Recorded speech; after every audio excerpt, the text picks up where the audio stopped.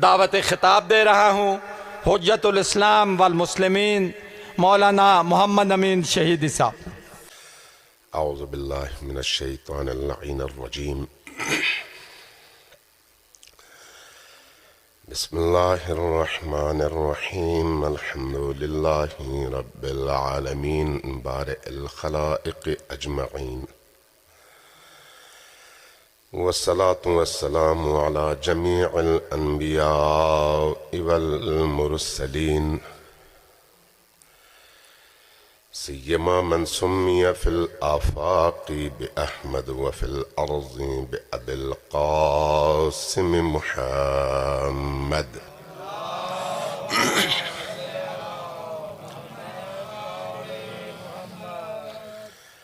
والصلاة والسلام على أولاده الطيبين الطاهرين المعصومين الميامين، واللعنة الدائمة على أعدائهم أجمعين من يوم عداوتهم إلى قيام يوم الدين. أما بعد، فقد قال الله تبارك وتعالى في كتابه المجيد وهو أصدق القائلين وقوله الحق. بسم الله الرحمن الرحيم، محمد رسول الله والذين معه أشداء على الكفار رحماء بينهم، وما أرسلناك إلا رحمة للعالمين. صلوات بر محمد وعلى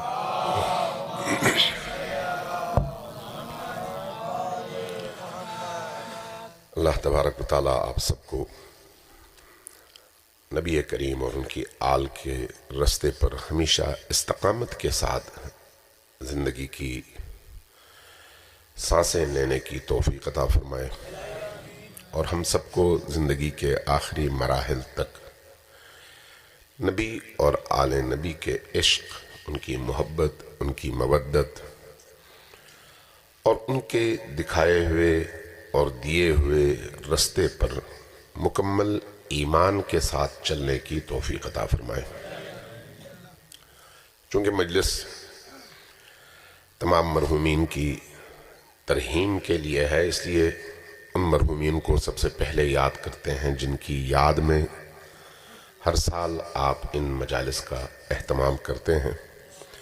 تو ان تمام مرحومین کے لیے جو آپ سے متعلق ہیں، اس گاؤں سے متعلق ہیں، اور وہ تمام مرحومین بھی جن کا تعلق آپ کے گاؤں اور آپ کے دیہات سے نہیں ہے لیکن اس وقت عالم برزخ میں وہ منتظر ہیں کہ کوئی ان تک نیکی پہنچے۔ حضرت آدم علیہ السلام سے لے کر اب تک جتنے بھی لوگ دنیا سے اٹھ گئے، سب کے سب برزخ میں منتظر ہیں کہ کوئی ان کو کوئی یہاں سے خوراک بھیجے، یہاں سے کوئی نیکی بھیجے، یہاں سے کوئی ثواب کا عمل ان کے لیے ایصال کرے۔ تو اس لیے ان تمام مرحومین کو یاد کیجئے اور اپنے مرحومین کے ساتھ مل کر ایک دفعہ سورہ فاتحہ اور 3 بار سورہ اخلاص کی تلاوت فرمائیں۔ بسم اللہ الرحمن الرحیم، الحمدللہ رب العالمین، الرحمن الرحیم، ایاک نعبد و ایاک نستعین، اهدنا الصراط المستقیم صراط الذین انعمت علیہم غیر المغضوب علیہم ولا الضالین۔ بسم اللہ الرحمن الرحیم، قل هو اللہ احد اللہ الصمد لم یلد ولم یولد ولم یکن له کفوا احد۔ بسم اللہ الرحمن الرحیم، قل هو اللہ احد اللہ الصمد لم یلد ولم یولد ولم یکن له کفوا احد۔ بسم اللہ الرحمن الرحیم، قل هو الله أحد الله الصمد لم يلد ولم يولد ولم يكن له كفوا أحد۔ اللهم اغفر لهم وارحمهم واحشرهم مع محمد وآله الطاهرين واسكنهم في فسيحة جنتك برحمتك يا أرحم الراحمين۔ صلوات بجیے بر محمد وآله۔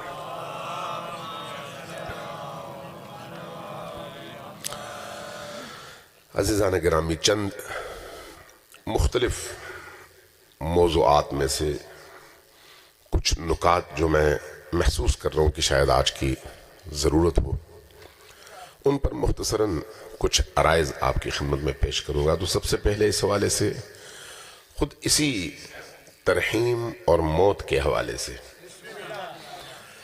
چونکہ یہ موت زندگی کے اختتام کا نام ہے، لیکن کون سی زندگی؟ اس دنیا کی زندگی۔ انسان کے اختتام کو موت نہیں کہتے، چونکہ انسان نے ختم نہیں ہونا، یہاں کی زندگی نے ختم ہونا ہے۔ اس لیے احادیث ہمیں بتاتی ہیں کہ دنیا کا چالاک ترین اور ہوشیار ترین انسان کون ہے، اور دنیا کا بے وقوف ترین اور احمق ترین انسان کون ہے۔ احادیث ہماری رہنمائی کرتی ہیں۔ جو لوگ اس دنیا میں کسی کی جیب کاٹتے ہیں، کسی کے مال پر قبضہ کرتے ہیں، کسی کی زمین پر قبضہ کرتے ہیں، کسی کی فصل میں سے چراتے ہیں، کسی کا حق مارتے ہیں، اپنے بچوں کو پالنے کے لیے دوسروں کا حق مارتے ہیں، اور پھر یہ سمجھتے ہیں ہم بڑے چالاک ہیں، ہم بڑے ہوشیار تھے، ہم نے بڑی کامیابی کے ساتھ یہ ہاتھ مارا ہے اور دوسروں کا مال اپنی جیب میں ڈالا ہے۔ حدیث یعنی نبی کریم اور آل نبی ہمیں بتاتے ہیں کہ یہ دنیا کے احمق ترین لوگ ہیں، احمق ترین لوگ۔ کیوں؟ اس لیے ان کو نظر آ رہا ہے کہ آج نہیں تو کل، کل نہیں تو پرسوں تم نے مرنا ہے، اور جب مرنا ہے تو تم نے نہ یہاں سے وہ زمین لے کر جانا ہے، نہ یہاں سے فصل لے کر جانا ہے، نہ یہاں سے پیسہ لے کر جانا ہے، جو کچھ ہے یہاں پر رہ جانا ہے، اور تم نے جو جانا ہے کفن کے 2 ٹکڑے لے کر جانے ہیں، اور ان 2 ٹکڑوں میں بھی جیب کوئی نہیں ہوگی۔ لیکن اس کے باوجود تم دوسروں کا حق مارنے پر تلے ہوئے ہو، تو تم سے زیادہ بیوقوف کون ہے؟ جبکہ یہ معلوم ہے کہ جیسے ہی انسان کی آنکھ یہاں بند ہوتی ہے وہاں کھلتی ہے، یعنی چونکہ یہ جو دنیا اور آخرت کا تعلق ہے یہ صرف اتنا سا ہے کہ ادھر سے آپ شفٹ ہو رہے ہیں ادھر، اور تو کچھ بھی نہیں ہے، شفٹ ہو رہے ہیں صرف۔ اس کی مثال شکم مادر ہے۔ ماں کے پیٹ اور اس دنیا کے درمیان کیا فرق ہے؟ وہ بھی ایک دنیا ہے، یہ بھی ایک دنیا ہے۔ وہ ایک چھوٹی سی محدود دنیا ہے، اور یہ اس کی نسبت عظیم ترین دنیا ہے۔ دونوں میں فرق وسعت اور تنگی کا ہے، لیکن یہاں پر بھی حیات ہے جو شکم مادر ہے، ماں کا پیٹ، اور ادھر بھی حیات ہے۔ ان دونوں حیاتوں میں نوعیت کے اعتبار سے فرق ہے، اس لیے کہ جو بچہ ماں کے پیٹ میں پلتا ہے وہ کھاتا نہیں ہے منہ سے، پیتا نہیں ہے منہ سے، اس کا نظام تنفس اس کے ناک کے ذریعے سے نہیں ہے، لیکن وہ سانس بھی لیتا ہے، اس کا دل بھی دھڑکتا ہے، وہ کھاتا بھی ہے، پیتا بھی ہے۔ اس محدود سی دنیا میں نظام اور ہے لیکن حیات وہی ہے، اور اس کے مقابلے میں جب اس دنیا میں آتا ہے وہی بچہ، تو اس دنیا سے اس دنیا میں شفٹ ہوتے ہی لمحے نہیں لگتے، سیکنڈز نہیں لگتے، سیکنڈ سے بھی کم وقت میں جیسے ہی ادھر سے نکل کر ادھر آتا ہے، اس کی ادھر کی زندگی کا نظام یکسر بدل جاتا ہے، اور اب وہ نظام جو اس دنیا میں تھا اگر یہاں پر اس کے ذریعے سے جینا چاہے تو جی نہیں سکتا، بلکہ یہاں پر اب نیا نظام ہے، اور اس نئے نظام میں وہ منہ سے کھائے گا، ناک سے وہ ہوا لے گا، آکسیجن لے گا، اس کا دل دھڑکے گا، اب وہ منہ کھولے گا، اس کو بھوک لگے گی، اس کے منہ میں غذا جائے گا، تبھی وہ زندہ رہے گا، اس کے نظام تنفس میں آکسیجن جائے گا، تب وہ زندہ رہے گا۔ لیکن اگر یہی چیز ماں کے پیٹ میں ہوتی تو وہ ایک لمحے زندہ نہ رہتا۔ وہاں پر بھی زندگی ہے اور یہاں پر بھی زندگی ہے۔ اب جو بچہ ماں کے پیٹ میں ہے وہ اگر ادھر آتا ہے تو روتے ہوئے آتا ہے۔ آپ نے کسی بچے کو ہنستے ہوئے آتا نہیں دیکھا ہوگا، جو بھی بچہ آتا ہے روتے ہوئے آتا ہے۔ جو بچہ روتے ہوئے آتا ہے اس کی بنیادی وجہ کیا ہے؟ کیوں وہ روتے ہوئے آتا ہے؟ ہمارے علماء، ہمارے مفکرین اس حوالے سے کئی ایک توجیحات بیان کرتے ہیں. ان میں سے ایک یہ کہتے ہیں کہ بھئی جب وہ بچہ آ رہا ہوتا ہے تو اس دنیا سے نکلتے ہوئے اس دنیا کو چھوڑنے کا اس کو دکھ ہوتا ہے، تکلیف ہوتی ہے.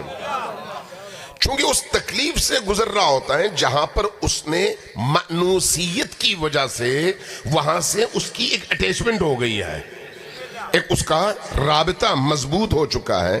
لہٰذا اس اٹیچمنٹ، اس رابطے اور اس تعلق کو توڑ کر ایک نئی دنیا میں جاتے ہوئے وہ گھبرا رہا ہوتا ہے، اس لیے رو بھی رہا ہوتا ہے. لیکن اگر وہ اس دنیا میں آنے کے بعد اس دنیا کی وسعتوں کو شعور کے ساتھ دیکھیں تو کہے گا کہ میرا وہاں سے آتے ہوئے رونا دنیا کا احمقانہ ترین کام تھا. چونکہ اس زندگی اور اس زندگی میں تو آسمان زمین کا فرق ہے. وہ ایک محدود سی تاریک زندگی اور یہ انتہائی وسیع اور عظیم اور کھلی زندگی، دونوں میں کوئی مقابلہ ہے ہی نہیں. تو وہاں سے آتے ہوئے تو مجھے خوش ہو کر آنا چاہیے تھا، نہ رو کر. اگر اس میں شعور ہوتا تو وہ اس شعور کے نتیجے میں فوراً یہ کہتا کہ مجھے اس دنیا سے اس دنیا میں منتقل ہوتے ہوئے خوش ہونا چاہیے تھا، رونا نہیں چاہیے تھا. اب یہی نسبت اس دنیا اور اس دنیا کے حوالے سے ہے. جب یہاں سے آدمی جاتا ہے تو آپ دیکھیں جو دنیا پرست ہوتا ہے وہ موت کے خوف میں مبتلا ہوتا ہے. جس میں جتنی دنیا کی پرستش ہوگی، دنیا کی زنجیروں نے جس کو جکڑا ہوگا، وہ مال کی زنجیر ہے، وہ کھانے کی زنجیر ہے، وہ زمین کی زنجیر ہے، وہ بیوی کی زنجیر ہے، وہ اس دنیا سے تعلق کی زنجیر ہے، وہ اس دنیا سے مانوسیت کی زنجیر ہے، وہ جائیداد کی زنجیر ہے، وہ پیسے کی زنجیر ہے، وہ شہرت کی زنجیر ہے. وہ بہت ساری زنجیریں ہیں جس میں اس دنیا میں انسان جکڑا ہوا ہوتا ہے.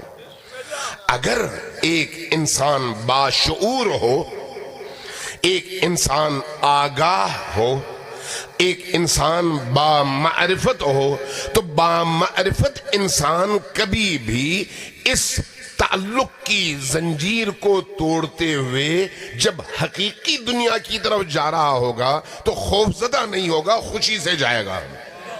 کیوں؟ اس لیے کہ وہ دنیا ابدی ہے، یہ دنیا عارضی ہے. یہ دنیا غموں اور خوشی کے مجموعے کا نام ہے، جبکہ وہ دنیا صرف اور صرف آسائش کا نام ہے. لیکن اس کے لیے جس میں ایمان ہو، اس کے لیے جس کے اندر معرفت ہو، اس کے لیے جس نے رستے کا انتخاب درست طور پر کیا ہو. تو اس لیے آپ دیکھیں گے کہ انبیاء جب اس دنیا سے اس دنیا میں جاتے ہیں تو بڑے سکون کے ساتھ جاتے ہیں. اولیاء جب اس دنیا سے اس دنیا کا سفر کرتے ہیں تو بڑے اطمینان کے ساتھ کرتے ہیں. جب شہداء اس دنیا سے اس دنیا کا سفر کرتے ہیں تو ان کے لبوں پر آپ نے تصویروں میں دیکھا ہوگا بہت سارے ایسے پاک باز شہداء کے کہ ان کے لبوں پر مسکراہٹ ہوتی ہے، گویا ایک لذت کے ساتھ ادھر سے ادھر منتقل ہو رہے ہیں. کیوں؟ اس لیے کہ یہ جو لوگ جا رہے ہیں یہ معرفت کے ساتھ جا رہے ہیں. جو معرفت نہیں رکھتا وہ خوف کا شکار ہوتا ہے. وہ خوف کس چیز کا ہوتا ہے؟ وہ خوف کس چیز کا ہے؟ وہ خوف اپنے ہی اعمال کے نتائج کا ہے، اپنے ہی. آپ نے اگر یہاں پر اس گاؤں میں رہتے ہوئے محنت کی ہو، شہر میں ایک گھر بنا لیا ہو، فرض کریں اسلام آباد میں ایک گھر بنا لیا ہو، آپ اگر یہاں سے اسلام آباد کے گھر میں شفٹ ہونا چاہیں تو خوشی سے ہوں گے یا دکھ سے؟ خوشی سے. کیوں؟ اس لیے کہ اسلام آباد کی زندگی اور گاؤں کی زندگی میں ظاہر ہے آسمان زمین کا فرق ہے. وہاں کی سہولتوں اور یہاں کی سہولتوں میں آسمان زمین کا فرق ہے. تو جو انسان آگے جو کچھ بھیج چکا ہے، اگر اس کو علم ہے کہ جو گیا ہے وہ بہت اچھا ہے تو وہ شوق سے جائے گا، اور اگر اس کو پتا ہے کہ وہ بہت برا ہے تو پھر جاتے ہوئے وہ پریشان ہوگا. اس لیے قرآن کریم نے اللہ کے دشمنوں اور رسول اللہ کے مخالفین کو مخاطب کر کے ایک جملے ہی میں حق اور باطل کا فیصلہ کر دیا ہے. کیا فرمایا؟ فَتَمَنَّوُا الْمَوْتَ إِن كُنتُمْ صَادِقِينَ. اگر تم اپنے دعوے میں سچے ہو تو موت کی تمنا کیوں نہیں کرتے؟ موت کی تمنا وہی کرے گا جس کو موت کے بعد کی زندگی کی نورانیت کا اندازہ بھی ہو اور خود اس زندگی کے لیے تیار بھی ہوا ہو. لہذا یہ ذہن میں رکھیں، چونکہ مجلس ترہیم ہے اس لیے میں یہ بات کر رہا ہوں، ورنہ یہ موضوع میں نہ چھیڑتا. اس لیے جب تک اس دنیا میں ہیں، تب تک کوشش کریں کہ آپ کا کوئی ایک لمحہ بھی ضائع نہ ہو، ایک منٹ بھی ضائع نہ ہو. یہ جو آپ کے پاس وقت ہے صبح سے شام تک اور شام سے صبح تک، یہ آپ کے ہاتھ میں سکہ ہے، آپ کے ہاتھ میں دولت ہے، آپ کے ہاتھ میں یہ پیسہ ہے. وقت پیسہ ہے، وقت سرمایہ ہے. اس سرمایہ کی مثال برف کی سی ہے. برف کی سی، اگر آپ کے پاس کسی نے برف بھیج دیا، برف کی پوری سل، اگر آپ نے اس کو استعمال نہیں کیا تو وہ برف پگھلتی چلی جائے گی، شام تک آپ کے پاس برف نہیں ہوگا، پانی ہوگا اور وہ بھی ضائع ہو چکا ہوگا. یہ زندگی بھی اسی طرح سے، ایک برف کی طرح سے آپ کے ہاتھ میں سرمایہ ہے. اب آپ نے دیکھنا ہے کہ اس سرمایہ کو آپ نے کس طرح سے استعمال کرنا ہے، کس طرح سے استعمال کرنا ہے. یہ یاد رکھیں، جنت اور جہنم کے ملنے کے لیے، جنت اور جہنم کے استحقاق کے لیے، جنت جانے کے لیے ضروری نہیں ہے کہ یہاں پر انسان کے پاس بہت پیسہ ہو تب وہ نیکیاں کرے. پیسہ نہ ہو تو کہے دیکھو میں تو کوئی کام کر ہی نہیں سکتا. پیسے کا کوئی تعلق جنت کمانے اور جہنم میں جانے سے نہیں ہے. اس دنیا کی زندگی میں جو چیز انسان کی اس دنیا کے سرمایہ کے طور پر کام آتی ہے وہ اس کے اندر کی پاکیزگی ہے، صرف اور صرف اندر کی پاکیزگی. اگر اندر کی دنیا پاکیزہ ہے تو اس دنیا کا ایک ایک پل اس دنیا کے لیے بہت بڑا سرمایہ ہے.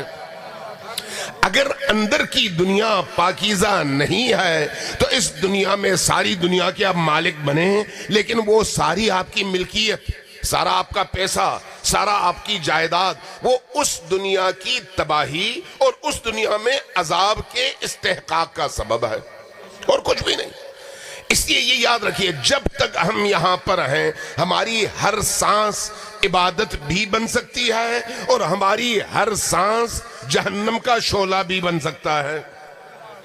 اب یہ ہمارے ہاتھ میں ہے کہ ہم اپنی سانسوں کو عبادت بناتے ہیں یا اپنی سانسوں کو جہنم کا شعلہ بناتے ہیں. یہ جو آپ کی مجلس ہے، یہاں پر ظاہر قرآن پڑھا جاتا ہے، یہاں پر نبی کریم کی احادیث پڑھی جاتی ہیں، یہاں پر نبی کریم اور آل نبی کا تذکرہ ہوتا ہے، یہاں پر کربلا والوں کا تذکرہ ہوتا ہے. اب آپ نے آ کر یہاں پر 2 گھنٹے گزار لیے، 3 گھنٹے گزار لیے. ان 2 سے 3 گھنٹوں میں آپ نے یہ جو ٹائم گزارا ہے، اگر 3 گھنٹے گزارے ہیں تو 180 منٹ گزارے ہیں. 180 منٹ میں سے ہر منٹ میں آپ نے 60 سیکنڈ گزارے ہیں اور ہر سیکنڈ میں ہو سکتا ہے آپ نے ایک سانس لی ہو، اگلے سیکنڈ میں ایک سانس واپس کی ہو. یہ جو ہم سانس لیتے ہیں اور واپس نکالتے ہیں، ان 3 گھنٹوں میں آپ کی ہر سانس آپ کو اللہ کے قریب کر سکتی ہے، بشرطے کہ گھر سے نکل کر یہاں آتے ہوئے آپ نے یہ نیت کی ہو کہ میں اس مجلس میں جا کر بیٹھوں گا جہاں پر میں خدا کے قریب تر ہو سکوں، رسول اللہ کے قریب تر ہو سکوں، علی اور آل علی کے قریب تر ہو سکوں اور ذکر حسین ابن علی سے اپنے قلب کی دنیا کو نورانی کر سکوں. نعرہ تکبیر، نعرہ رسالت، نعرہ حیدری. یاد رکھیے، نیت سب سے اہم ترین کردار ادا کرنے والا عمل ہے. خود نیت بھی عمل ہے. نیت عمل ہے، اس لیے احادیث میں ہے کہ نیت المؤمن خیر من عملہ، مومن کی نیت اس کے عمل سے زیادہ بہتر ہے، وَنِيَّةُ الْكَافِرِ شَرٌّ مِّنْ عَمَلِهِ، اور کافر کی نیت اس کے عمل سے زیادہ نقصان دہ ہے۔ اس لیے کہ نیت ہو تو انسان کا رخ درست رہتا ہے، نیت نہ ہو تو چاہے وہ جتنا بھی سفر کرے کعبۃ اللہ کے سائے میں رہتے ہوئے وہ شیطان کی آغوش میں ہوتا ہے، نیت نہ ہوتا۔ اس لیے حضرت ابوذر علیہ الرحمہ رضوان اللہ تعالی علیہ کو رسول کریم نے کچھ نصیحتیں فرمائی ہیں، ان نصیحتوں کو ہماری احادیث کی کتابوں میں مختلف جگہوں میں آپ جمع کریں، آپ کو بڑی نصیحتیں ملیں گی، چونکہ نبی کریم انسانوں کی تربیت کے لیے آئے تھے، اور تربیت دیکھ کر کی جاتی ہے کہ کس میں کتنا برتن بڑا ہے، جس کا برتن جتنا وسیع ہے اتنا زیادہ اس میں انڈیلا جاتا ہے، جس کا برتن جتنا چھوٹا ہوتا ہے اس کو اتنا ہی کم ملتا ہے۔ حضرت ابوذر کا برتن باقیوں کے برتن کی نسبت وسیع تھا، اس لیے نبی کریم نے ان کو اپنے قریب بلایا اور فرمایا کچھ چیزیں میں تم سے کہوں گا، تم نے نوٹ کرنا ہے۔ فرمایا ٹھیک ہے۔ اب ہر روز رسول کریم ایک نصیحت فرماتے اور وہ حضرت ابوذر نوٹ کر لیتے، اس لیے آپ دیکھیں نبی کریم کے بعد حضرت ابوذر کا کردار باقی صحابہ کی نسبت بالکل مختلف رہا۔ اس کی وجہ یہی ہے کہ نبی کریم سے جو کچھ انہوں نے سیکھا اس کو سیکھنے کے بعد میں پیش آنے والے واقعات اور حوادث میں جب وہ دیکھتے تھے کہ فلان شخص پیسے کے پیچھے بھاگ رہا ہے، قرآن کی آیت بیان کرتے اور کہتے تم جہنم جا رہے ہو واپس آؤ، دیکھتے فلان شخص اقتدار کے پیچھے بھاگ رہا ہے، قرآن کی آیت پڑھتے کہتے ہیں تم جہنم کا ایندھن بننے جا رہے ہو واپس آؤ۔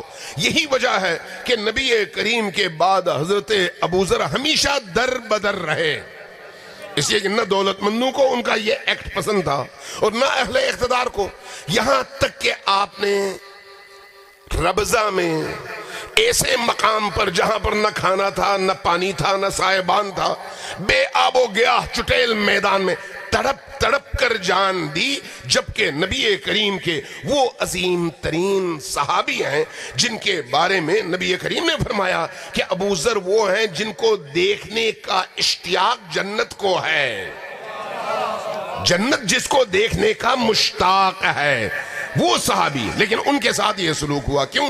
اس لیے کہ نبی سے جو انہوں نے سیکھا وہ بیان کیا کرتے تھے۔ وہی ابوذر، ان سے جب نبی کریم نے نصیحت فرمائی، پہلی جو نصیحت تھی وہ کیا تھی؟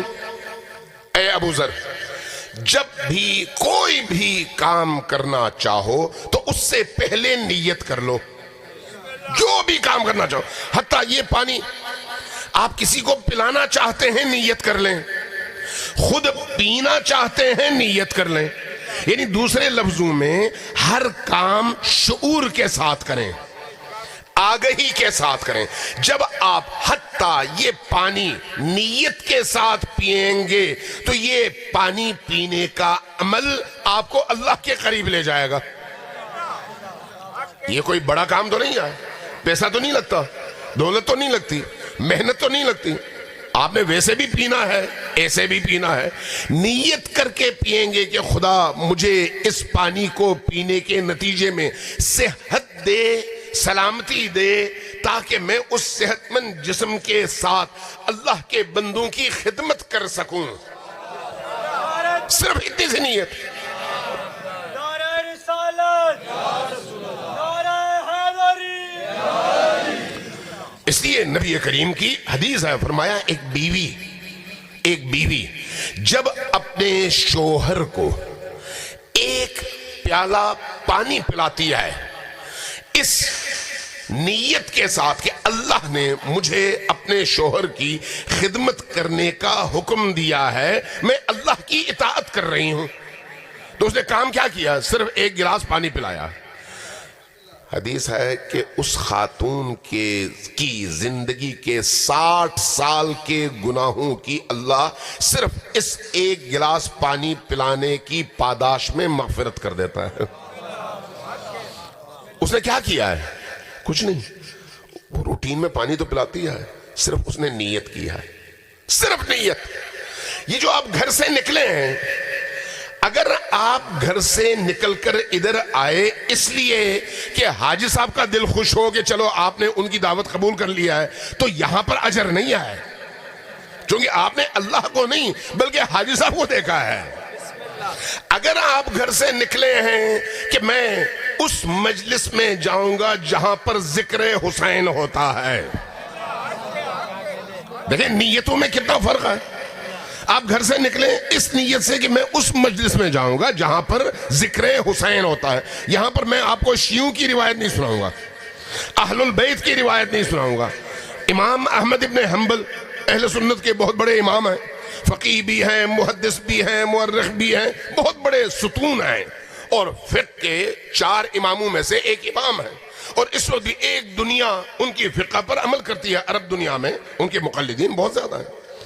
امام احمد ابن حنبل کی کتاب ہے فضائل الصحابہ، وہاں پر امام حسین کے چیپٹر میں وہ بیان کرتے ہیں کہ امام حسین وہ ہیں جن کی مجلس اور جن کے ذکر کی محفل میں اگر کوئی شخص اس نیت سے آ کر بیٹھتا ہے کہ یہ ذکر حسین کی محفل ہے، تو اس کے نتیجے میں جب تک وہ اس محفل میں ہے اس کی ہر سانس اللہ کی بارگاہ میں تسبیح شمار ہوتی ہے۔ اس نے کیا کیا ہے؟ کچھ نہیں، صرف ایک نیت کیا ہے، صرف ایک نیت۔ اس نیت کا اثر دیکھیں زندگی میں کیا ہے۔ میں یہاں پر آپ کو فضائل کے انبار سنا دوں، نبی کریم نے یہ کیا، ائمہ اہل البیت نے یہ کیا، صحابہ کرام نے یہ کیا، لیکن اس کی جو روح ہے اس سے میں آشنا نہ ہو سکوں، صرف میں انجوائے کروں اور چلا جاؤں، تو میں نے حاصل کچھ نہیں کیا۔ لیکن اگر مجھے یہ پتا چل جائے اس مجلس اور اس محفل میں کہ رسول اللہ نے فلان کام کیا، کیوں کیا، اور اس کو کرنے کا اثر انسان کی زندگی میں کیا ہے، تو میں نے اس ایک بات کو سیکھنے کے بعد اپنے پلے باندھ لیا، اور اگلی زندگی میں میں نے اس کو اپنی زندگی کا حصہ بنا لیا، تو یقین جانیں اس ایک عمل کی وجہ سے میری زندگی کی جو شاہراہ ہے وہ مستقیم ہو جائے گی، سیدھی ہو جائے گی، اور سیدھے مجھے اللہ تک ہی پہنچائے گی۔ فرق اتنا ہے، فرق اتنا ہے۔ میں آپ سے پوچھتا ہوں، آپ یہاں پر ملازمت کرتے ہوں گے، آپ کھیتی باڑی کرتے ہوں گے، آپ دکان چلاتے ہوں گے، بزنس کرتے ہوں گے، یہ سب کرتے ہیں۔ آپ سے اگر پوچھا جائے یہ کیا ہے، آپ کہتے ہیں دنیا داری۔ آپ یہی کہتے ہیں نا، دنیا داری۔ آپ کہتے ہیں یہ میرا کاروبار ہے۔ اگر آپ سے کوئی پوچھے اور آپ عبادت کرتے ہیں، آپ کہیں گے ہاں میں عبادت کرتا ہوں، پوچھا جائے گا وہ کیا ہے، آپ کہتے ہیں صبح نماز پڑھتا ہوں، ظہر کی پڑھتا ہوں، عصر کی پڑھتا ہوں، مغرب کی پڑھتا ہوں، عشاء کی پڑھتا ہوں۔ پھر آپ سے مزید پوچھا جائے، آپ کہیں کبھی کوئی میں قرآن بھی پڑھ لیتا ہوں، پھر جی میں عمرے پہ بھی جاتا ہوں، حج پہ بھی جاتا ہوں، جی میں زکوٰۃ بھی دیتا ہوں، خمس بھی دیتا ہوں، میں خیرات بھی کرتا ہوں۔ یعنی آپ ان کاموں کو کہیں گے یہ عبادات ہیں، لیکن جب آپ کی بات ہوگی گھر میں آپ کیا کرتے ہیں، کہتے ہیں بچے پالتے ہیں، بیوی کی ضرورتیں پوری کرتے ہیں، بازار میں کیا کرتے ہیں، بزنس کرتے ہیں، دفتر میں کیا کرتے ہیں، وہ نوکری کرتے ہیں، اچھا کھیتوں میں کیا کرتے ہیں، زمینداری کرتے ہیں، کھیتوں میں ہم ہل جوتتے ہیں، محنت کرتے ہیں، یہ کرتے ہیں، وہ کرتے ہیں۔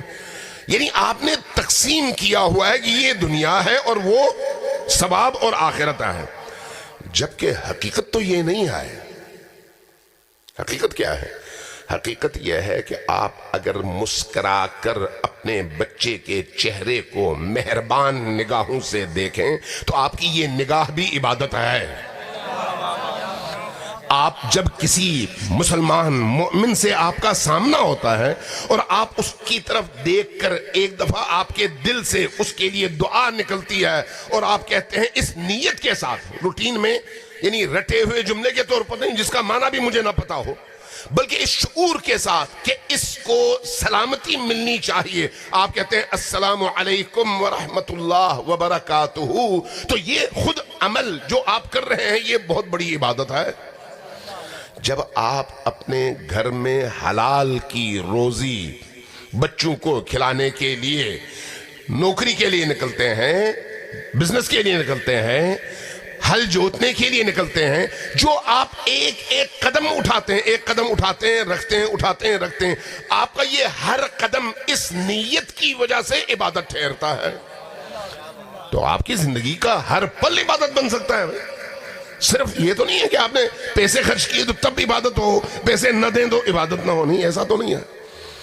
میں اکثر یہ کہا کرتا ہوں، اور اس پر غور کیجئے گا، کہ ہمارے مومنین شیعہ حضرات جب کوئی مجلس ہوتی ہے وہاں پر نیاز پکاتے ہیں. نیاز کا عنوان کیا ہوتا ہے؟ امام حسین علیہ السلام کو خوش کرتے ہیں، امام حسین کی نیت سے پکاتے ہیں. ایسا ہی ہے نا؟ بہت اچھی بات ہے، بہت اچھی بات ہے، اور اس کا ثواب بھی ہے اور اثر بھی ہے. کیوں؟ اس لیے کہ جو کھانا آپ رسول کے لیے، رسول کی آل کے لیے، کربلا والوں کی نیت سے پکاتے ہیں، وہ کھانا ان کی وجہ سے، چونکہ وہ نور ہے اور نورانی ہے، کھانا بھی نور اور نورانی بن جاتا ہے. اور وہ جو کھاتا ہے اس کے اندر بھی نورانیت پیدا ہوتی ہے. شرط صرف ایک ہے، وہ کیا ہے؟ وہ کھانا جس پیسے سے آپ نے بنایا ہے وہ پیسہ حلال ہو، اس میں حرام شامل نہ ہو، اس میں دوسروں کا مال شامل نہ ہو، اس میں رشوت شامل نہ ہو، اس میں دوسروں کی کھیت کا گندم شامل نہ ہو، وہ آپ کی اپنی محنت کی خالص کمائی ہو، حرام شامل نہ ہو. تو اس نیت کے ساتھ جب آپ پکاتے ہیں تو آپ کا یہ کام عبادت ہے. اور عبادت بھی ایسی کہ وہ خوراک جب آپ خود کھاتے ہیں تب بھی، دوسروں کو کھلاتے ہیں تب بھی، اس کے اثرات اس کی روح پر پڑتے ہیں. یہ ایسا ہی ہے جیسے نجس کھانا اور پاک کھانا. نجس کھانے کا اپنا اثر ہے، پاک کھانے کا اپنا اثر ہے. اللہ نے کچھ جانوروں کو حلال اور کچھ جانوروں کو حرام قرار دیا ہے. جن کو اللہ نے حلال بنایا ہے وہ طیب ہیں، پاکیزہ. جو پاکیزہ ہیں وہ انسان کی پاکیزگی کا سبب ہے. جو حرام ہیں، نجس ہیں، وہ نجس ہیں، پلید ہیں. ان پلید چیزوں کو کھانے کا نتیجہ اندر کی پلیدی ہے. اب ہماری مشکل کیا ہے؟ ہم سائے کے کھیت سے گندم اٹھا کر فرض کریں، یا ہم سائے کے باغ سے پھل کاٹ کر سمجھتے ہیں کہ ہم نے چوری تو کی ہے لیکن یہ ہے تو پاک. اگر کسی کی مرغی کسی نے چوری کر لی تو چوری کے نتیجے میں یہ مرغی حلال ہے یا حرام؟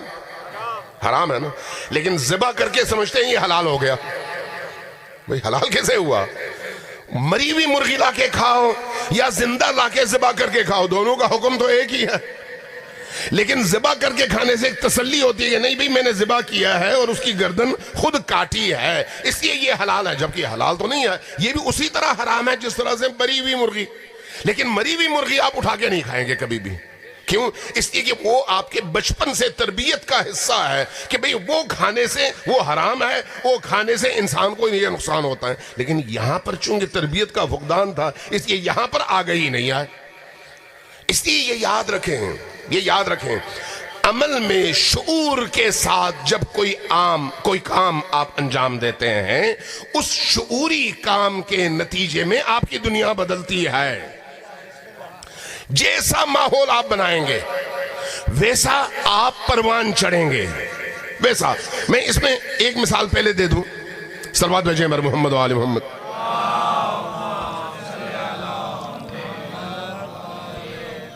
ابھی نیاز کی بات ہو رہی تھی. صبح آپ اٹھتے ہیں، ناشتہ کرتے ہیں، چائے بھی پیتے ہوں گے، دوپہر میں آپ کھانا بھی کھاتے ہیں، رات میں بھی آپ کھانا کھاتے ہیں.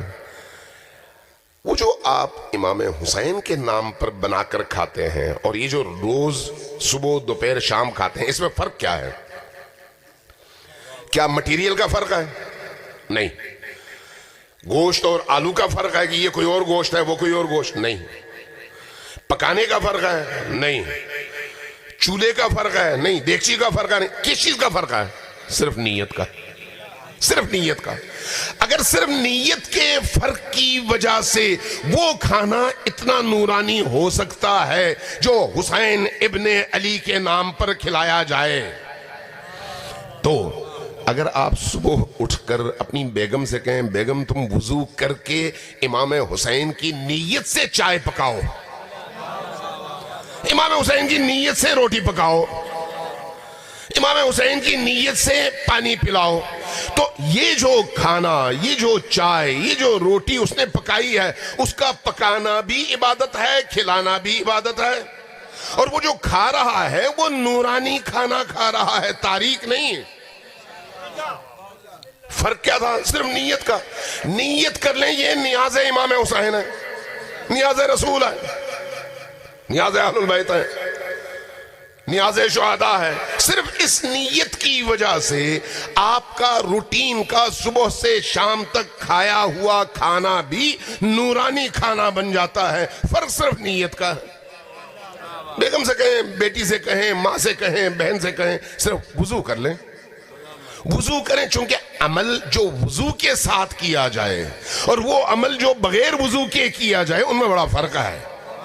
اس لیے کیا ہی بہتر ہو کہ انسان ہمیشہ خود بھی باوضو رہے اور باوضو کھائے، باوضو پیے، باوضو سوئے اور اٹھتے ہی دوبارہ وضو کرے. تو جب اس کی روٹین یہ بن جائے تو وہ جو 6 گھنٹے 7 گھنٹے 8 گھنٹے وہ سوتا ہے اور سونے سے پہلے وضو کر کے سوتا ہے، تو یہ جو سونے کا عمل ہے 8 گھنٹے کا، یہ بھی اس کی عبادت میں گزرتی ہے. تو اس نے کیا کیا ہے؟ صرف ایک وضو کیا. اور وضو کس لیے کیا؟ اس لیے کہ اللہ کو یہ پاکیزگی پسند ہے اور اس نے حکم دیا ہے کہ یہ کرو، میں اللہ کی اطاعت کر رہا ہوں. بس یہ نیت اس نے کیا. اب ذرا اس طرح سے اپنی زندگی کی روٹین کو دیکھیے. کون سی چیز ایسی ہے جس کو آپ عبادت نہیں بنا سکتے؟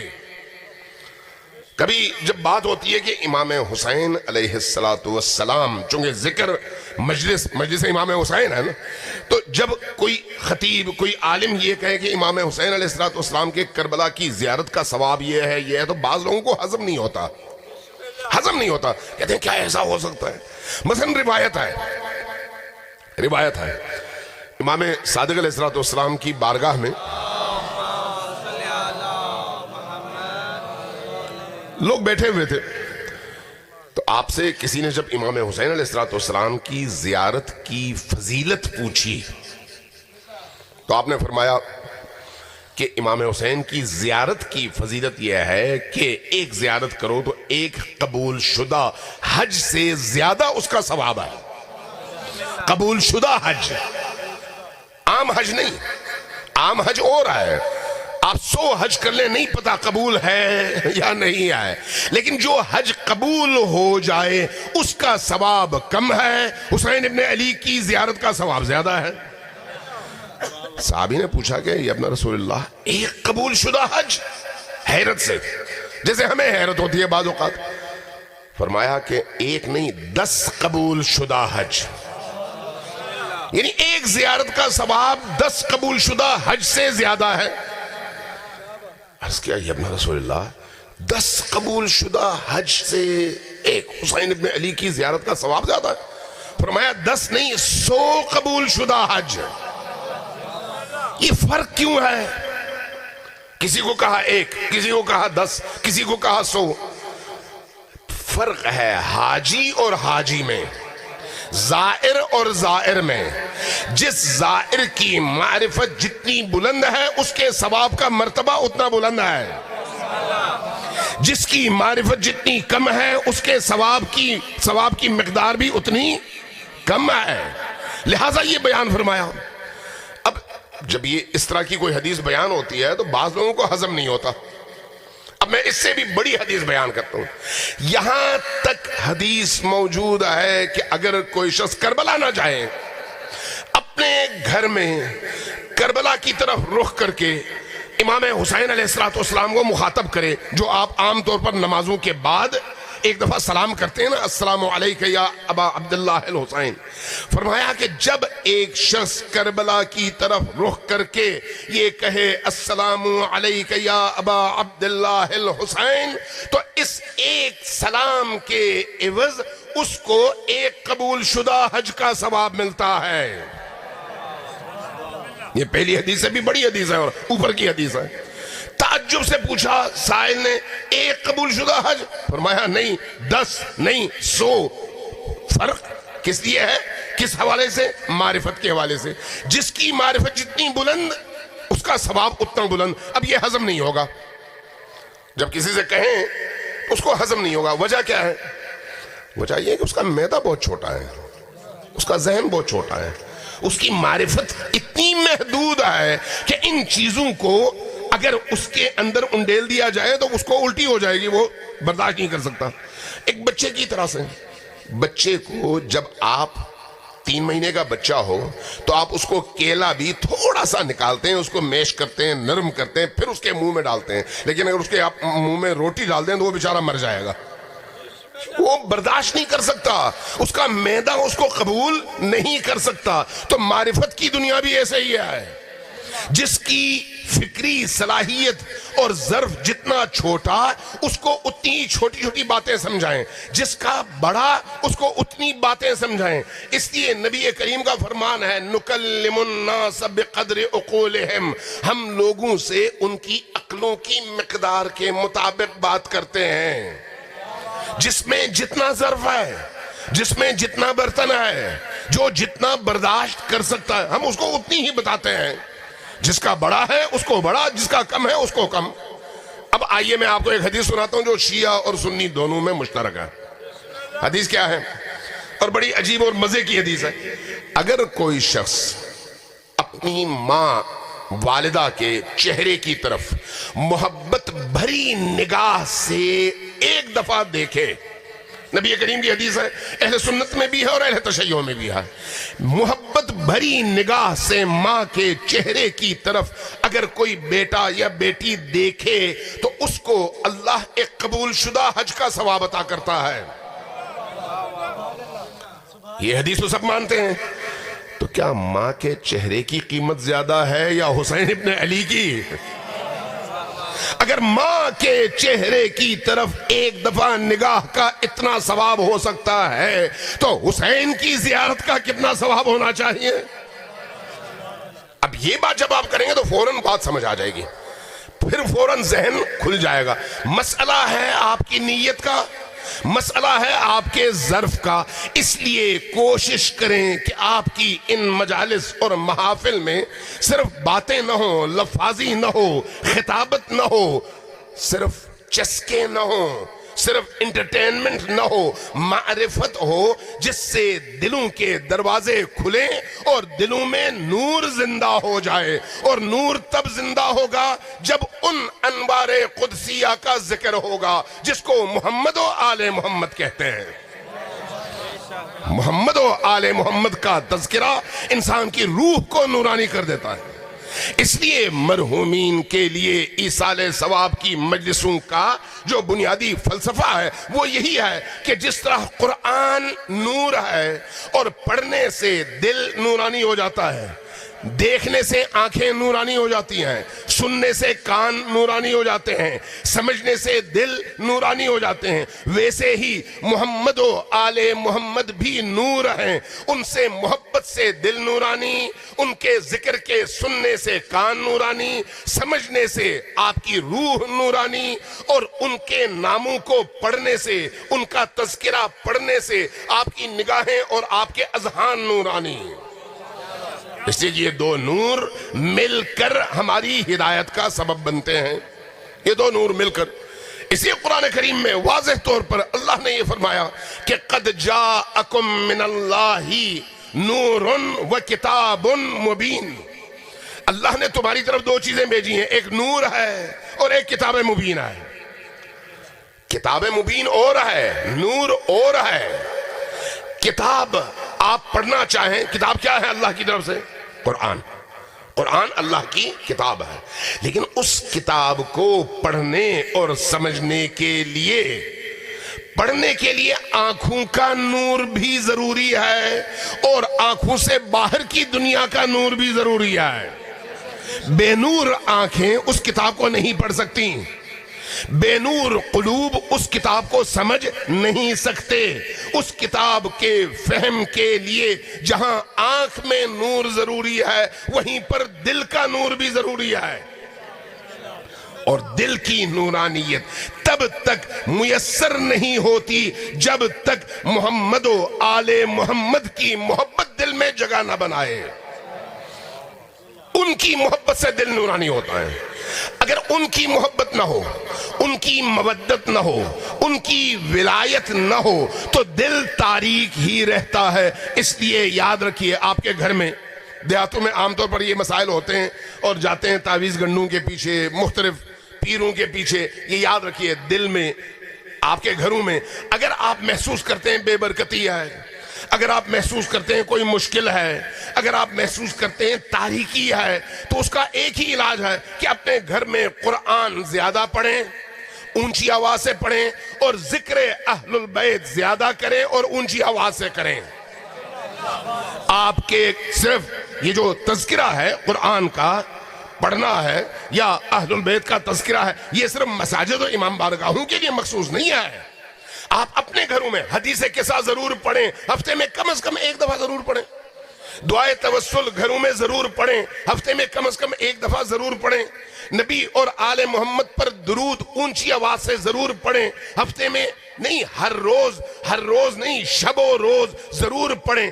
جس فضا میں، جس انوائرمنٹ میں، جس چار دیواری کے اندر، جس چھت کے نیچے آپ قرآن پڑھیں، جس چھت کے نیچے آپ ذکر اہل البیت کریں، جس چھت کے نیچے آپ درود پڑھیں، وہ اس چھت کے نیچے کی فضا نورانی ہو جاتی ہے. دیواریں نورانی ہوتی ہیں، فضا نورانی ہوتی ہے. اب وہ نور آپ کو ان آنکھوں سے نظر نہیں آئے گا. وہ نور دیکھنے کے لیے یہ آنکھیں کافی نہیں آئے. کیا یہ آنکھیں ساری چیزیں دیکھتی ہیں؟ ساری چیزیں تو نہیں دیکھتے. آپ ماشاءاللہ پڑھے لکھے لوگ ہیں، اب بھی مختلف قسم کے ٹارچز ہیں. آپ نے دیکھا ہوگا رات میں اگر آپ ایک خاص چشمہ لگا کر اس کی روشنی پھینکیں تو وہ روشنی آپ کو نظر آئے گی. وہ چشمہ نہ لگائیں تو روشنی وہ پھینک رہی ہوگی، آپ کو نظر نہیں آئے گی. چونکہ یہ آنکھ ہر چیز نہیں دیکھ سکتی.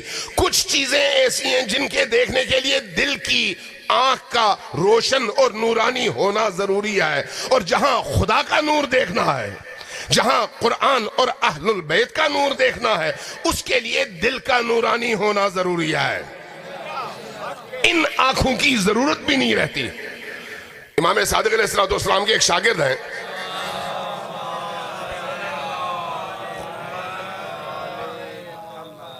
ذرا اونچی آواز سے دوبارہ صلوات بھیجیں میرے محمد و آل محمد.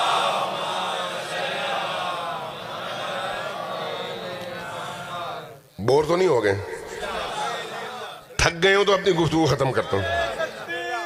نعرہ رسالت، نعرہ حیدری.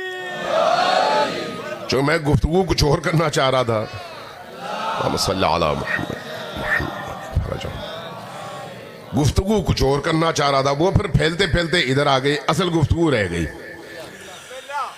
امام صادق علیہ السلام کے ایک شاگرد ہیں، نام ان کا ابو بصیر ہے.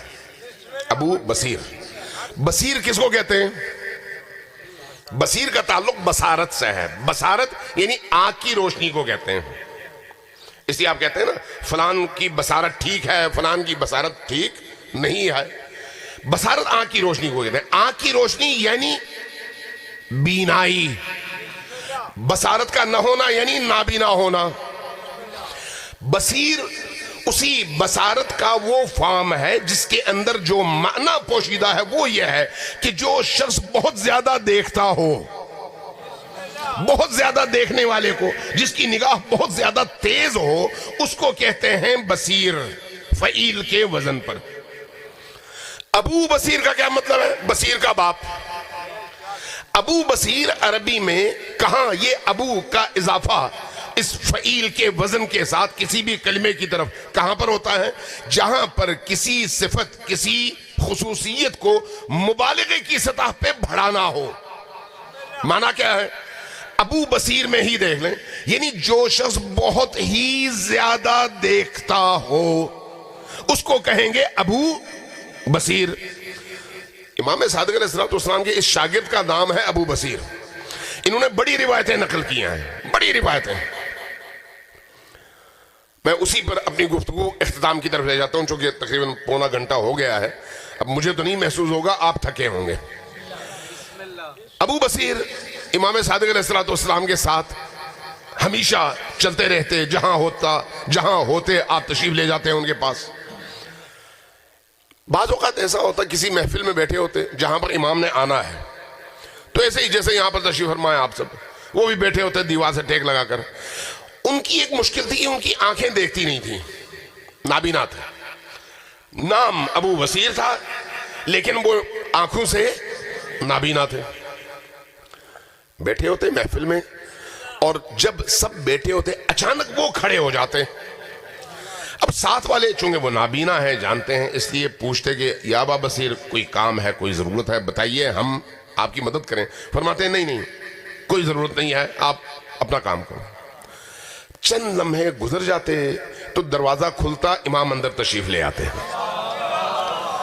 جب امام اندر تشریف لاتے تو پھر سب احتراماً کھڑے ہو جاتے، اور پھر جب بیٹھ جاتے تو پھر ابو بصیر سے پوچھے یا ابا بصیر آپ کی تو آنکھیں نہیں ہیں، آپ کو کیسے پتا چلا کہ امام آ رہے ہیں؟ ہماری آنکھیں ہیں، کان ہیں، ہمیں نہیں پتا چلا. فرماتے تم ان آنکھوں سے دیکھتے ہو، میں اس آنکھ سے دیکھتا ہوں. بصیرت کا تعلق دل کی نورانیت سے ہے، دل کی نورانیت سے. اس لیے ان آنکھوں کا بینا اور نابینا ہونا معنی نہیں رکھتا. اگر دل کی آنکھیں کھلی ہوں تو عالم اس کے لیے ہتھیلی کی طرح سے ہوتا ہے.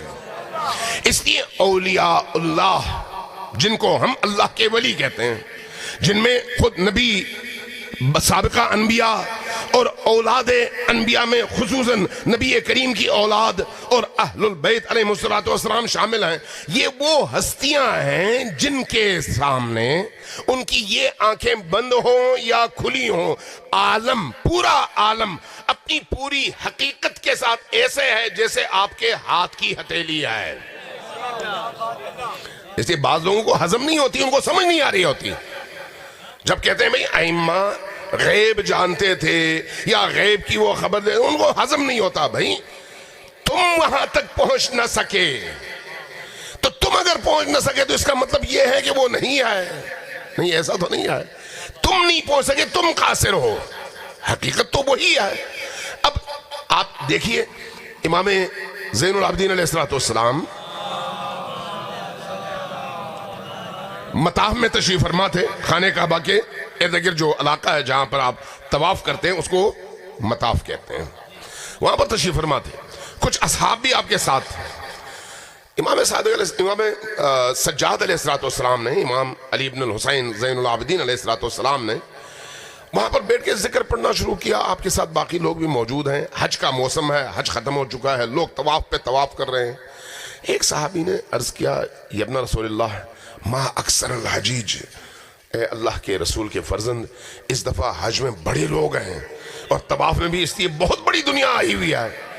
فرمایا ما اقل الحجیج و اکثر الزجیج، کتنے کم حاجی ہیں اور کتنے زیادہ چیخنے چلانے والی مخلوقات ہیں. جب یہ فرمایا تو اس صحابی کو سمجھ نہیں آئی بات کی کہ کیا فرما رہے ہیں. عرض کیا یا ابن رسول اللہ مجھے آپ کی بات کی سمجھ نہیں آئی ہے. فرمایا قریب آؤ. اس کو قریب بلائے. قریب جب وہ آیا تو ہاتھ کا یوں اشارہ کیا اس کی آنکھوں کے سامنے. جیسے ہی اشارہ کیا آنکھوں کے سامنے سے پردہ ہٹ گیا، دل کی آنکھ کھل گئی. اس آنکھ کو احادیث میں کہا جاتا ہے برزخی آنکھ.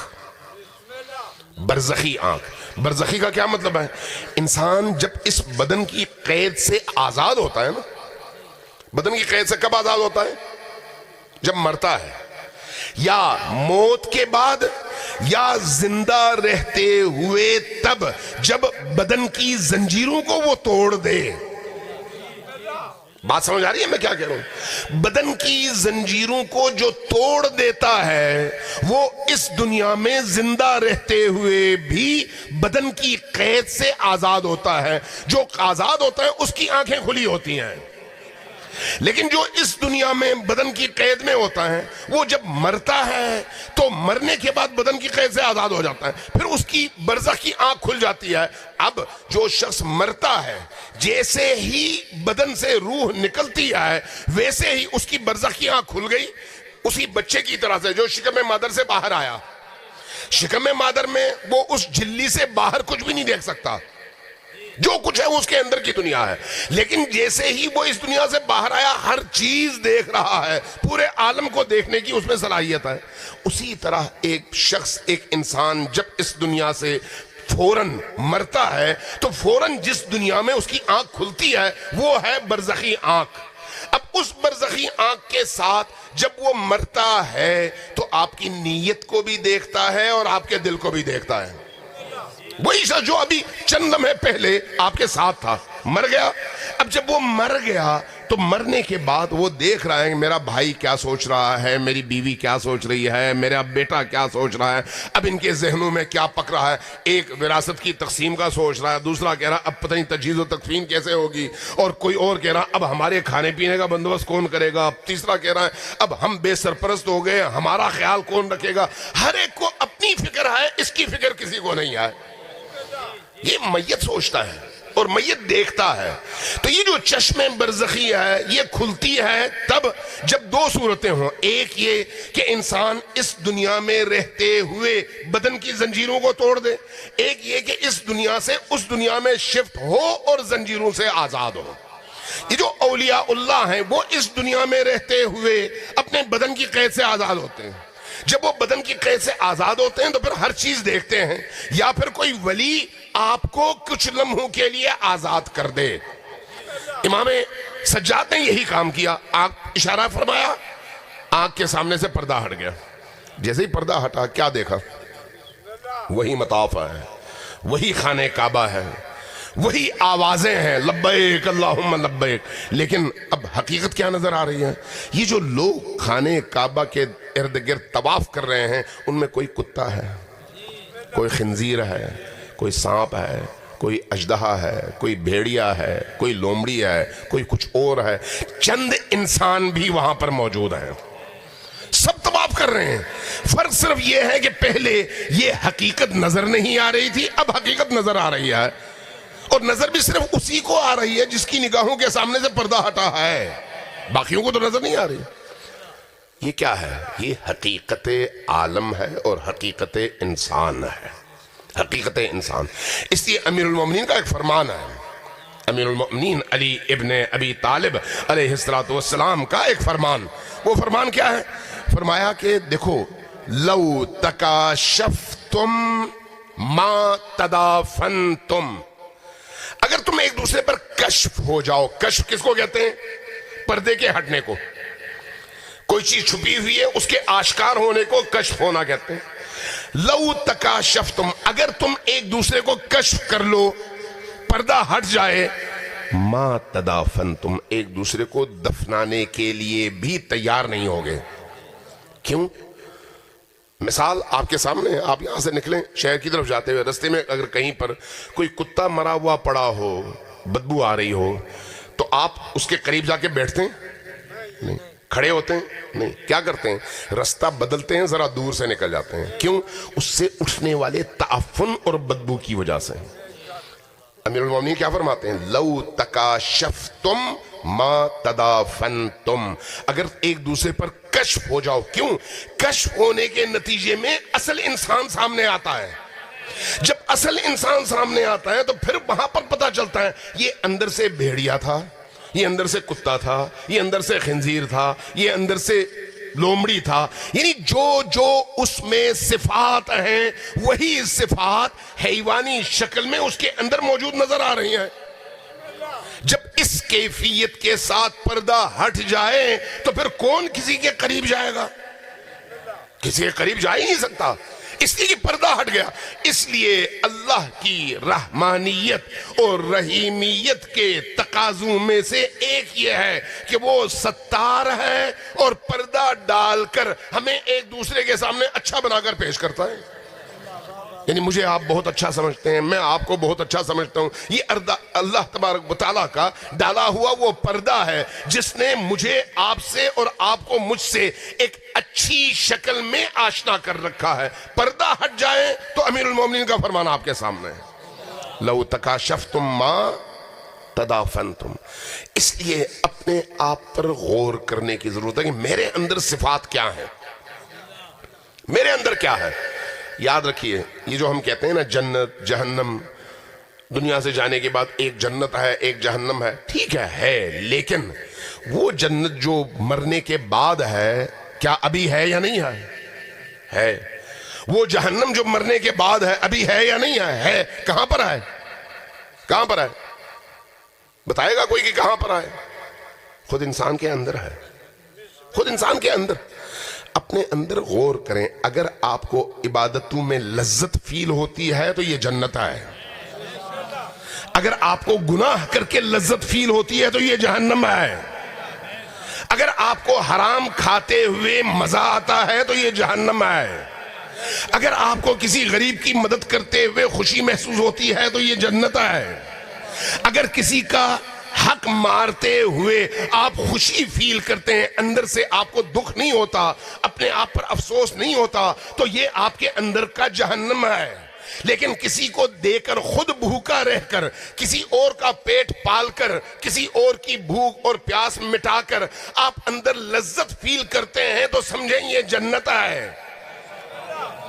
صرف موت کے بعد یہ چیزیں سامنے آنی ہیں، موت سے پہلے ہمارے اندر موجود ہیں۔ ابھی آپ دیکھتے ہیں نا، اس دنیا میں آپ دیکھ لیں، جو اہل البیت سے جڑ جاتے ہیں وہ اس دنیا میں رہتے ہوئے بھی جنت میں ہوتے ہیں، جو اہل البیت سے کٹ جاتے ہیں ادھر بھی جہنم میں ہیں اور ادھر بھی جہنم میں ہیں، اس لیے کہ اہل البیت ہی جنت کی اعلیٰ ترین منزل ہے۔ علی سے بڑھ کر کیا جنت ہے؟ نبی سے بڑھ کر کون سی جنت ہے؟ خود نبی جنت ہیں، خود اہل البیت جنت ہیں، جس کے اندر ان کی مودت ہے، ان کا عشق ہے، ان کی محبت ہے، اس محبت کے نتیجے میں اس کے اندر جو صفات، جو خصوصیات جنم لیتی ہیں، مضبوط ہوتی ہیں، وہ ساری کی ساری صفات جنت ہیں۔ اس لیے آپ دیکھتے ہیں نا، جب 40 میں آپ جائیں کربلا تو نجف سے کربلا تک لوگوں نے کیمپ لگائے میں، آپ کو کھانا کھلاتے ہیں، آپ کو پانی پلاتے ہیں، آپ کے آرام کا بندوبست کرتے ہیں، آپ کی ہر ضرورت پوری کرتے ہیں۔ وہ آپ کو جانتے ہیں؟ نہیں۔ آپ ان کو جانتے ہیں؟ نہیں۔ آپ سے انہوں نے پیسہ لینا ہے؟ نہیں۔ انہوں نے آپ کو کوئی بعد میں آپ سے فائدہ اٹھانا ہے؟ نہیں۔ وہ سارا سال محنت کرتے ہیں، پیسہ کماتے ہیں۔ 40 کے ایام میں آ کر امام حسین علیہ السلام کے زائرین کی مدد کر کے، ان کی تھکن اتار کر، ان کی بھوک مٹا کر، ان کی پیاس مٹا کر، ان کو آرام دہ بستر فراہم کر کے، ان کے گزرنے کے بعد ان کے قدموں کی خاک اٹھا کر وہ تبرک کے طور پر گھر میں رکھتے ہیں۔ کیوں؟ یہ صفت کیسے پیدا ہوئی ان میں؟ جبکہ ان کے مقابلے میں آپ اپنے معاشروں میں دیکھ لیں، ہر ایک دوسرے کو چیرنے کی کوشش کر رہا ہے، دوسرے کو پھاڑنے کی کوشش کر رہا ہے، دوسری کی جیب سے نکالنے کی کوشش کر رہا ہے، اپنا پیٹ بھرنے کی کوشش کر رہا ہے، اپنے بچے کے لیے دوسروں کے بچے کا حق مارتا ہے۔ یہ کیا؟ یہ وہی جہنم ہے، وہ وہی جنت ہے۔ اہل البیت سے جو جڑتا ہے اس دنیا میں بھی جنت ہے، اہل البیت سے جو کٹتا ہے اسی دنیا میں جہنم میں ہوتا ہے۔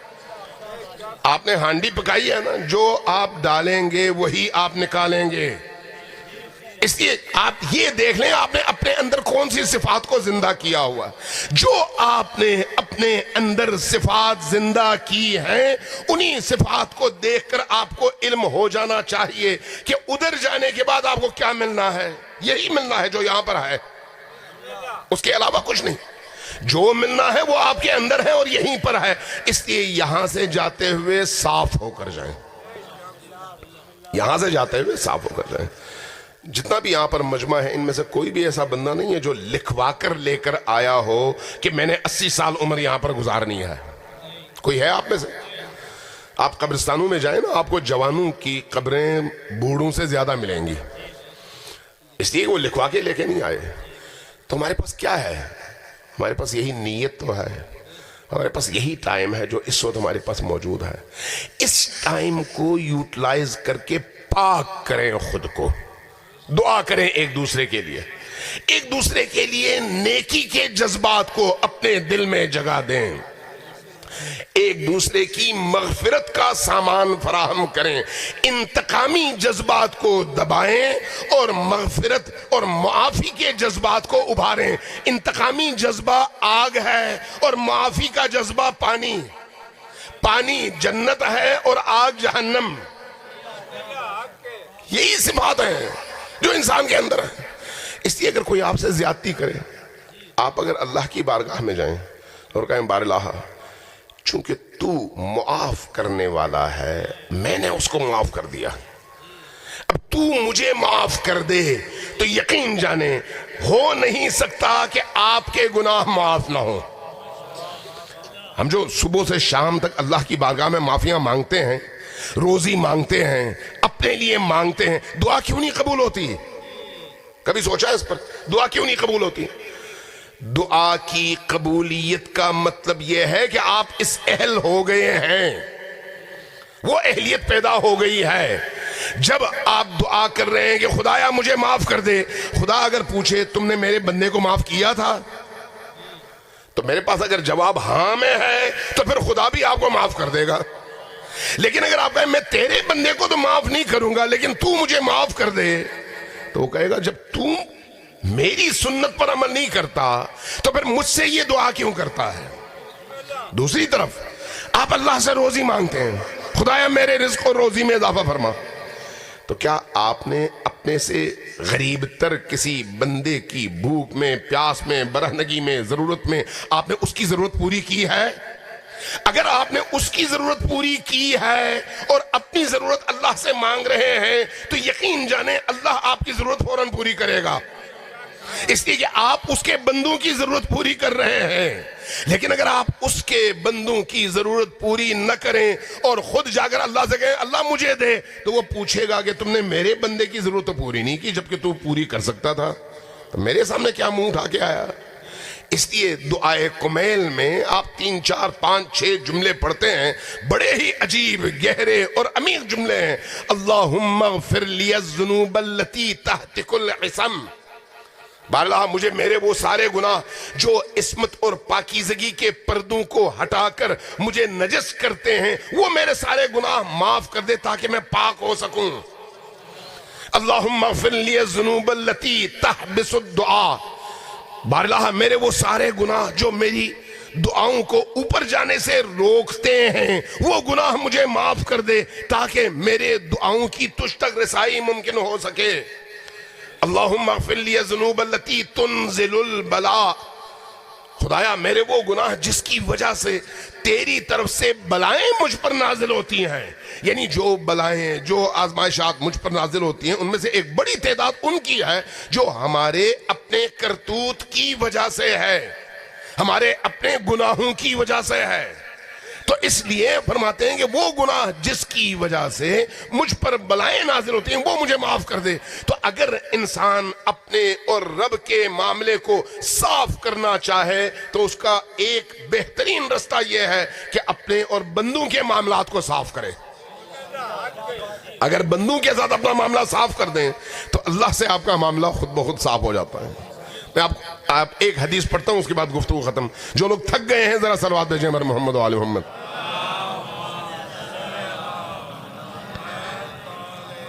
جو لوگ نہیں تھکے وہ بھی ذرا صلوات بھیجیں۔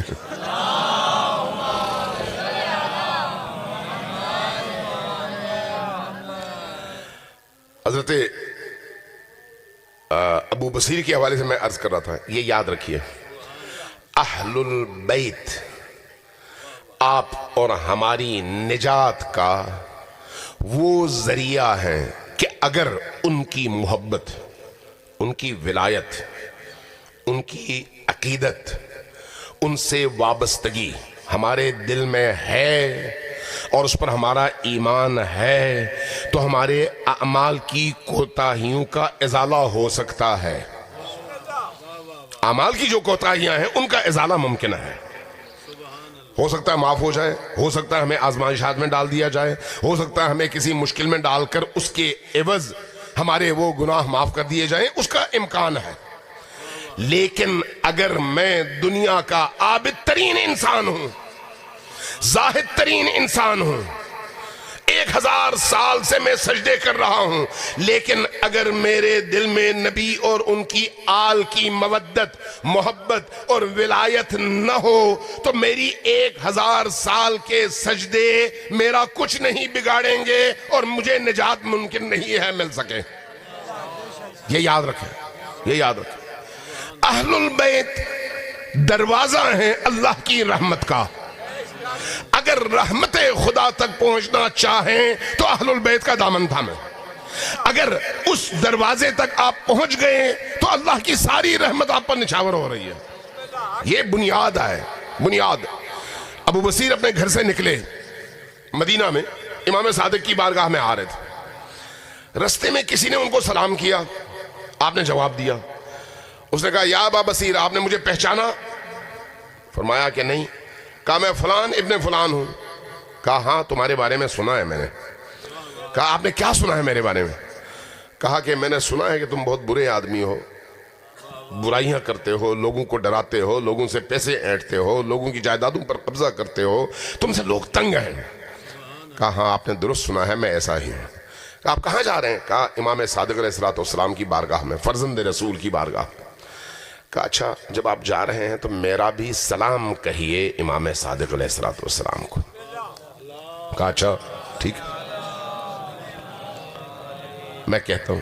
کہا کہ میں مانتا ہوں کہ میں بہت برا انسان ہوں، غلط انسان ہوں، میرا کردار اچھا نہیں ہے، لیکن یہ امام صادق کی بارگاہ میں کہیں کہ میں آپ سے اور آپ کے آبا سے، نبی کریم سے، آل نبی سے بہت محبت کرتا ہوں. ابو بصیر اٹھے، پہنچ گئے امام صادق علیہ السلام کی بارگاہ میں. جب بیٹھ گئے تو امام صادق نے پوچھا کہ یا ابا بصیر کیا پیغام لے کر آئے ہو؟ جب یہ پوچھا امام صادق علیہ السلام کے پوچھنے پر یاد آیا کہ اس شخص نے یہ پیغام دیا ہے. عرض کیا یہ اپنا رسول اللہ، اس شخص سے میری ملاقات ہوئی تھی، اس نے یہ باتیں کی ہیں. امام نے مسکرا کر فرمایا اٹھو ابا بصیر، جاؤ اس شخص کے پاس اور اس سے کہو دیکھو جب تمہارے دل میں ہماری محبت ہے تو اب بھی وقت ہے کہ تم توبہ کرو، لوٹ آؤ ہماری طرف. تو اگر تم لوٹ کر ہماری طرف آؤ گے اور توبہ کرو گے تو تمہارے ماضی کے تمام گناہ بخش دیے جائیں گے اور تمہارے جنت کی ضمانت میں صادق آل محمد لیتا ہوں. ابو بصیر اٹھے. یہ اصول کافی کی روایت ہے، میں عرض کروں آپ سے اصول کافی کی. فوراً اٹھے، پہنچے اس شخص کے پاس. اس نے جیسے ہی دیکھا، سلام کیا، جواب دیا یا ابا بصیر آپ نے امام صادق علیہ السلام کو میرا سلام پہنچایا؟ ہاں پہنچایا. انہوں نے کچھ کہا؟ ہاں انہوں نے کچھ فرمایا. وہ کیا ہے؟ فرمایا دیکھو اگر تم لوٹ آؤ، توبہ کرو تو تمہارے بہشت اور جنت کی ضمانت میں دیتا ہوں. یہ امام نے پیغام دیا تمہیں. زمین پر بیٹھ گیا، رونے لگا، کہنے لگا میں اتنا برا، لیکن اس کے باوجود امام صادق علیہ السلام نے اتنا بڑا جملہ کہہ دیا. کہا کہ اے ابا بصیر پھر آپ گواہ رہیے کہ میں نے توبہ کی، آپ گواہ رہیے. اٹھا اور چلا گیا. چند دن گزر گئے، واپس آیا. امام اس ابو بصیر کے دروازے پر دستک ہوئی. دروازہ کھلا، پوچھا کون؟ کہا میں آپ کا وہی خادم. کہا کیسے آئے ہوں؟ کہا اے ابا بصیر میں نے جب آپ سے وعدہ کیا تو اس کے بعد گیا، میں نے تمام گناہوں پر توبہ کیا. توبہ کے بعد جن جن لوگوں کو میں نے تکلیف پہنچائی تھی سب سے معافیاں مانگ لی ہیں. جن کا حق مارا تھا ان کو حق میں نے دے دیا ہے. اب میرے پاس دوسروں کا حق کچھ بھی نہیں رہا، میں صاف ہو کر آیا ہوں. یہ میرے تن پر کپڑے ہیں، یہ جو کپڑے ہیں ان کپڑوں کے بارے میں مجھے نہیں پتا کہ یہ کپڑے آیا حلال کے ہیں یا اس میں بھی کسی کا حصہ شامل ہے. لہٰذا میں آپ کے پاس آیا ہوں کہ آپ مجھے کوئی کپڑا دیں، وہ میں پہن لوں، یہ بھی میں اللہ کی راہ میں دے دوں. ابو بصیر نے اپنے کپڑے دیے، انہوں نے اپنے وہ اتارے اور ابو بصیر کے دیے ہوئے کپڑے پہنے اور چلے گئے. کچھ دنوں کے بعد ابو بصیر کو خبر ملی کہ آپ کا وہ جو دوست ہے جس نے توبہ کیا ہے وہ بیمار ہے اور بہت سخت بیمار ہے. فوراً ابو بصیر پہنچے اس کے گھر، اس کے سرہانے گئے، اس کے ماتھے پر ہاتھ رکھا، دیکھا ٹھنڈا ہے. جیسے ہی ہاتھ کی گرمی اس شخص نے محسوس کی، آنکھیں کھولی، ابو بصیر کے چہرے کو دیکھا. عرض کیا یا ابا بصیر ایک خوشخبری سناؤں؟ فرمایا ہاں بولو. کہا کہ امام صادق علیہ السلام نے اپنا وعدہ پورا کر دیا ہے. کہا وہ کیسے؟ کہا کہ میں اب جا رہا ہوں برزخ کی طرف، لیکن جنت میں اپنا مقام دیکھ رہا ہوں. یہ کہا گردن ڈلک گئی، مر گئے. ابو بصیر نے ان کی جنازے میں، تجہیز میں، تکفین میں، تدفین میں حصہ لیا، فارغ ہوئے، آئے امام صادق علیہ السلام کے گھر۔ اصول کافی کی روایت کہتی ہے کہ ابھی ابو بصیر کا ایک پاؤں دہلیز سے باہر تھا، دوسرا اندر تھا، اور دوسرا پاؤں اٹھا کر اندر رکھنے لگے تھے کہ اندر سے امام صادق علیہ السلام کی اونچی آواز گونجی کہ اے ابا بصیر، ہم نے تمہارے اس دوست سے کیا ہوا وعدہ پورا کر دیا ہے۔ یہ اہل البیت ہیں، یہ اہل البیت ہیں۔ اہل البیت اللہ کی رحمت کا اس زمین پر مظہر کا نام ہے۔ اگر ان کے لیے آپ کا دل تڑپتا ہے تو سمجھیں کہ آپ کے دل میں نور ہے۔ اگر ان کے غم میں آپ کی آنکھیں نمناک ہوتی ہیں تو سمجھ لیں کہ آپ کے اندر اہل البیت کا درد اور ان کی نورانیت موجود ہے۔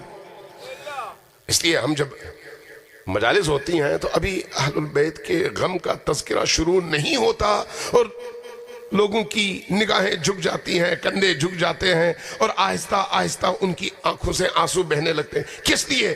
عشق حسین، عشق شہدائے کربلا، آل رسول کی ان بیبیوں کا غم، آل رسول کے ان معصوم یتیموں کا غم، ان چھوٹی چھوٹی بچیوں کا غم۔ اپنے بچوں کے غم پہ انسان اس طرح سے بلک بلک کر نہیں روتا جتنا ان ہستیوں کے غم میں روتا ہے جن کے واقعے کو 1450 سال گزر چکے ہیں۔ کیوں؟ اس لیے کہ وہ جو عشق ہے، وہ جو مودت ہے، وہ جو محبت ہے، اس محبت نے ہمارے دلوں کو اپنے عزیزوں کی محبت سے آزاد اور ان کی محبت میں گرفتار کیا ہوا ہے۔ یہ نور ہے، یہ نور ہے۔ اس لیے جب ہماری محافل میں تذکرہ ہوتا ہے تو ہر آنکھ اشک بار ہوتی ہے، ہر آنکھ۔ آپ اپنے بچوں پر کم روتے ہیں لیکن حسین ابن علی کے بچوں پر ہمیشہ روتے ہیں جیسے ہی تذکرہ ہوتا ہے، جیسے ہی تذکرہ ہوتا ہے۔ حمید ابن مسلم نے واقعہ نقل کیا ہے، میں 2 جملے مصائب کے عرض کر دوں۔ حمید ابن مسلم کہتا ہے کہ عاشور کا دن گزر گیا، میں دیکھ رہا تھا کہ کربلا کی سرزمین میں ہر طرف اہل البیت علیہ السلام کے جوانوں، بوڑھوں اور بچوں کی لاشیں بکھری پڑی تھیں، اور میں نے یہ دیکھا کہ ان اشقیاء نے خیموں کو آگ لگانا شروع کر دیا اور یکے بعد دیگرے تمام خیمے جلنے لگے ہیں۔ حمید کہتا ہے کہ جب میں نے یہ منظر دیکھا تو ایک دفعہ دل تھام کے رہ گیا، اس لیے کہ میں نے دیکھا اہل البیت کے چھوٹے چھوٹے بچے روتے ہوئے ان خیموں سے باہر آ رہے تھے اور سب کی زبانوں پر ایک ہی جملہ تھا۔ کوئی کہہ رہا تھا واہ محمدہ، کوئی کہہ رہا تھا واہ حسینہ، اور کوئی کہہ رہا تھا واہ علیہ۔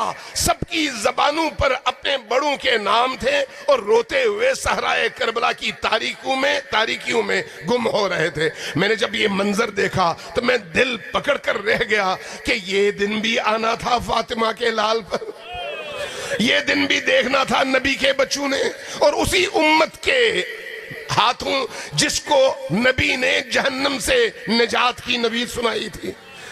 کہتا ہے کہ جب میں نے یہ منظر دیکھا تو میری نگاہ ایک خیمے پر پڑی۔ میں نے دیکھا اونچے قد کا اونچا خیمہ ہے، اس کے سامنے ایک بی بی اونچے قد کی ہے لیکن پریشان ہے، کبھی خیمے میں جاتی ہے، کبھی باہر آتی ہے، کبھی اندر جاتی ہے، کبھی باہر آتی ہے۔ میں نے پوچھا یہ بی بی کون ہے؟ پتا چلا یہ علی کی بیٹی زینب ہے۔ میں نے پوچھا بی بی بھاگتی کیوں نہیں ہے؟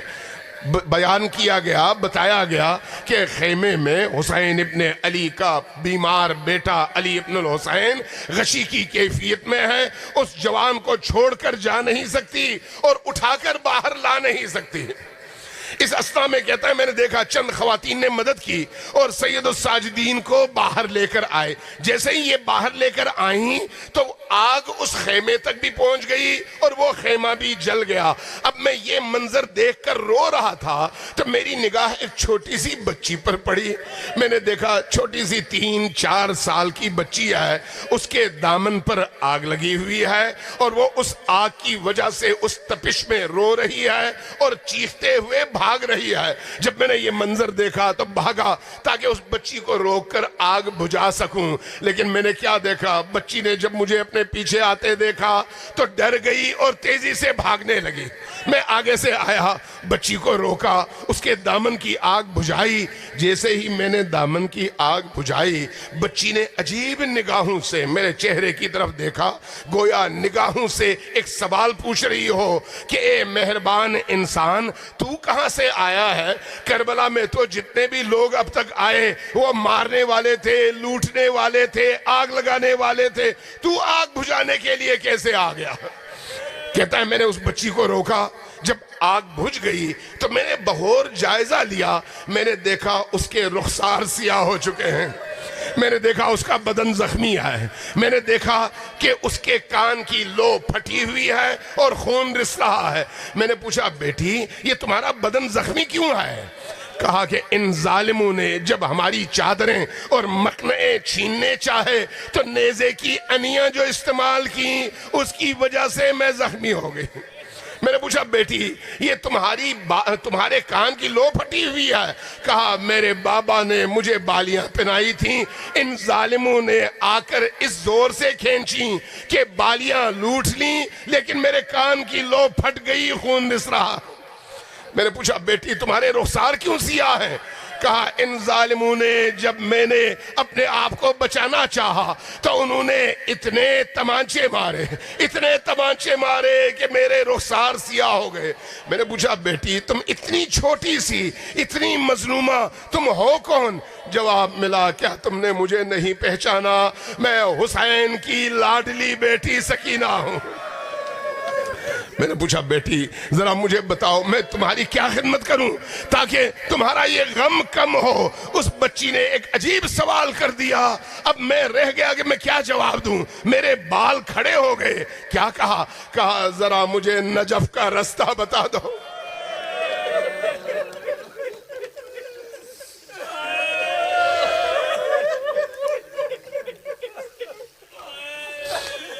انا للہ و انا الیہ راجعون وسيعلم الذين ظلموا أي منقلب ينقلبون۔